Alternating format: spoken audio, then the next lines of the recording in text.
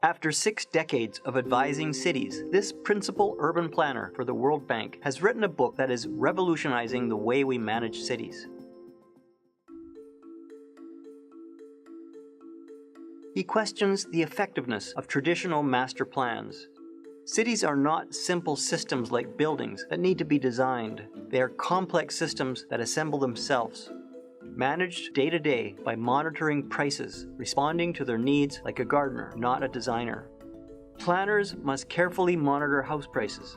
The moment the average house costs more than 4 times the average wage, planners must take immediate action. High house prices are deadly to any economy and produce great suffering. Cities develop naturally along a density gradient, but they need planners to organize the streets, public places, and infrastructure. For most of human history, households and businesses organized private spaces themselves in energy-efficient, complex patterns. In recent history, urban planners have intervened in these private lands, separating businesses from homes, mandating uniform houses that sprawl over habitat and generate greenhouse gases, increasing the need for cars, and raising the price of housing. Should planners go back to focusing on excellent public spaces? A successful city responds quickly to social, technological, and economic changes. Sclerotic city processes that maintain outdated regulations harm productivity, reducing incomes and quality of life. Planners should not impose arbitrary, costly, time-consuming restrictions on private lands, but rather expedite natural, organic, economic forces that work to maximize satisfaction and make innovative, dynamic, energy-efficient, and resilient communities. Cities around the world have chosen to master plan their region with a regional town center model in which people and jobs are distributed in numerous distant centers where people can live close to their jobs. The problem is that this urban form does not, indeed cannot exist in reality.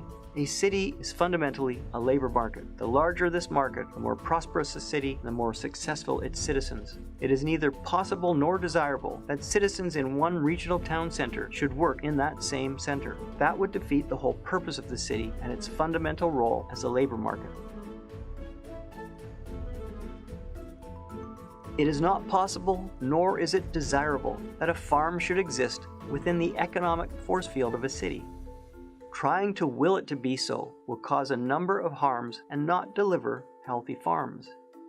Cities will underinvest in infrastructure where they expect there should be farms, and will constantly fight market forces that will subvert the system. Opportunities to use the best land for housing, parks, or other public benefits will be lost.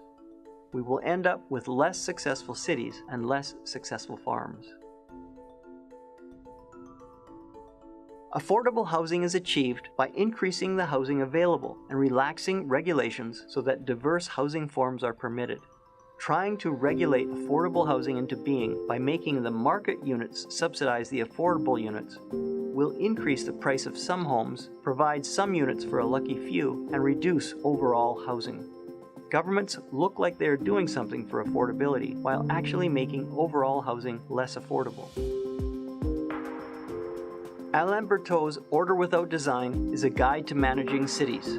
His message: urban planners need a grounding in economics to avoid the consequences that bring a host of harms and decrease the quality of life.